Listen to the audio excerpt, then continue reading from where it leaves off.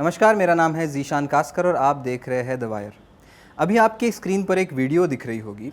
इस वीडियो में दरअसल टीवी9 भारतवर्ष के एक पत्रकार दिल्ली के मुख्य सचिव नरेश कुमार से कुछ सवाल पूछते नज़र आते हैं। आईएएस कोचिंग एकेडमी में 3 छात्रों की जो मौत हुई उस संदर्भ में वो सवाल पूछते नज़र आते हैं।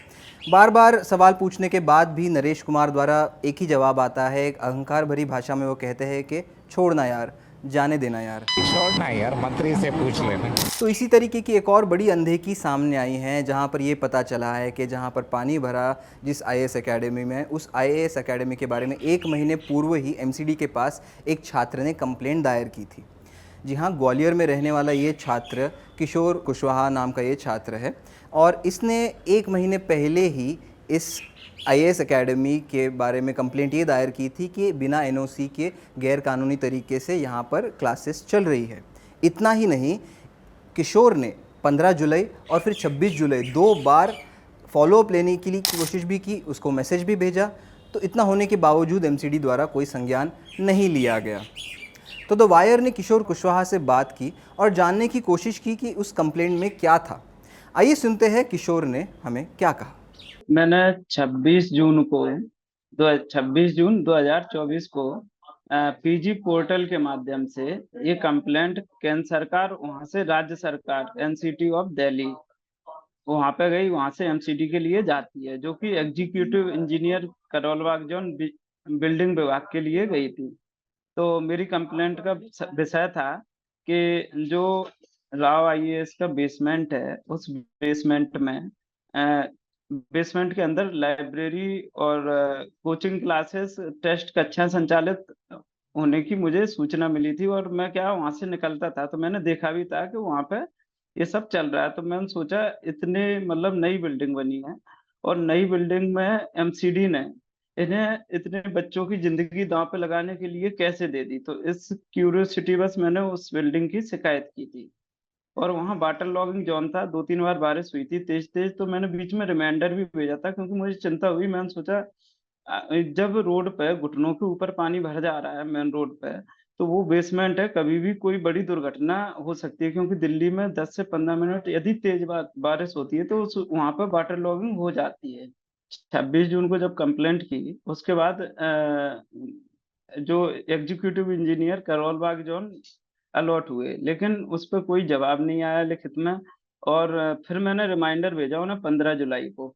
जब 15 जुलाई को रिमाइंडर भेजा गया तो उस पर भी कोई एक्शन नहीं हुआ। फिर मैंने 22 जुलाई को, वहाँ वाटर लॉगिंग हुई कमर कमर तक लगभग, तो मैंने फिर उन्हें रिमाइंडर भेजा। इसके बावजूद वहाँ पर कोई कार्रवाई नहीं हुई। अगर वो शायद थोड़ा सा सचेत हो जाते तो ये घटना होती नहीं। मुझे बहुत दुख हुआ कि वहां मैं खुद भी हो सकता था, कोई भी हो सकता था। जो सिंगल पेरेंट चाइल्ड है या किसी की भी जान की इतनी भी कीमत नहीं है कि वो वहाँ के मतलब पैसे से तुलना कर रहे हैं जान की, और कुछ नहीं है। जैसे हम अंदर जहाँ स्टूडेंट रहते हैं, कॉलोनीज में जाते हैं, तो पीजी बने हुए हैं। वो भी 20-20, 30-30, 50-50 साल पुराने पीजी, मतलब पेड़ उगाए हैं उन पीजियों पे। मतलब इतनी जर्जर हालत है, उनकी क्रैक्स बने हुए हैं कभी भी। क्योंकि दिल्ली भूकंप प्रभावित जोन है, और भूकंप जोन में आता है, अर्थक्वेक डिवीजन में। लेकिन कभी भी, क्योंकि मैं 2-3 साल रहा हूँ, तो वहां पे 2 से 3 बार मैंने खुद ने झटके महसूस किए हैं। अगर जो बच्चे और जो लाइब्रेरीज बेसमेंट में हैं और जो कक्षाएं बेसमेंट में संचालित हो रही हैं, अगर उस समय कहीं गलती से भूकंप आए और वो पीजी में जो बच्चे रह रहे हैं, सो रहे हैं, तो वो सोते ही रह जाएंगे, क्योंकि वो बिल्डिंग तुरंत गिर जाएंगी। जो ओनर हैं, एक तो वो कैश में पैसा लेते हैं विद्यार्थी से, कोई टैक्स वगैरह भरते नहीं है। और जो वहाँ के ओनर वगैरह, वो सिर्फ लालच होता है उन्हें पैसे का, उन्हें सेफ्टी से कोई मतलब नहीं है। तो चाहे कोचिंग संचालक हों, चाहे ओनर हो पीजी के, चाहे वहाँ के लाइब्रेरीज के ओनर हो, या अदर सर्विस प्रोवाइडर हो, वो सारे सिर्फ बेनिफिट देखते हैं, ना कि सेफ्टी और सिक्योरिटी ऑफ द स्टूडेंट। मेरा यही कहना है प्रशासन से, वहाँ के महापौर से, और जो राज्य सरकार है, केंद्र सरकार है, जो भी स्टूडेंट सेफ्टी के लिए मेजर और माइनर कंसर्न है, दोनों को ध्यान में रखते हुए नए गाइडलाइन तैयार किए जाएं। उसके बाद ही किसी कोचिंग को या वहां पर किसी लाइब्रेरी को खुलने दिया जाए।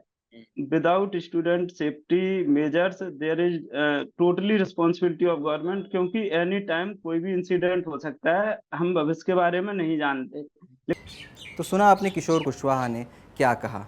किस तरीके से स्टूडेंट्स एक बदतर हालात में अपनी ज़िंदगी गुजार रहे हैं।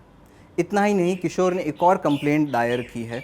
शादीपुर इलाके में कुछ ऐसे पीजीज़ और फ्लैट्स है जहां पर स्टूडेंट्स रहते हैं, तो वो फ्लैट्स यानी सोच लीजिए सिर्फ कोचिंग इंस्टीट्यूट्स नहीं, वो फ्लैट्स भी जहाँ पे स्टूडेंट्स रहते हैं वो भी बदतर हालात में है और वहाँ पर भी बिना एनओसी के या गैर कानूनी तरीके से वहाँ पर भी कारोबार चल रहा है। उन्होंने ये सेंट्रल गवर्नमेंट के पास याचिका दायर की है, कंप्लेंट दायर की है। अब देखा जाएगा कि क्या इस कंप्लेंट का संज्ञान लेकर एक्शन लिया जाएगा ये, या फिर पिछली सारी कंप्लेंट्स की तरीके से सिर्फ संज्ञान लिया जाएगा, कोई एक्शन नहीं लिया जाएगा। खैर, मुद्दा बहुत बड़ा है। इस मुद्दे के थ्रू कई और पहलू भी हमारे सामने आ रहे हैं। आज के लिए बस इतना ही, लेकिन देश और दुनिया की तमाम ज़रूरी खबरों के लिए देखते रहे द वायर। द वायर के और वीडियोस देखने के लिए सब्सक्राइब करें और बेल आइकन पर क्लिक करें। स्वतंत्र पत्रकारिता की आर्थिक मदद करने के लिए डिस्क्रिप्शन में दिए गए लिंक पर जाएं और अपनी राशि चुनें।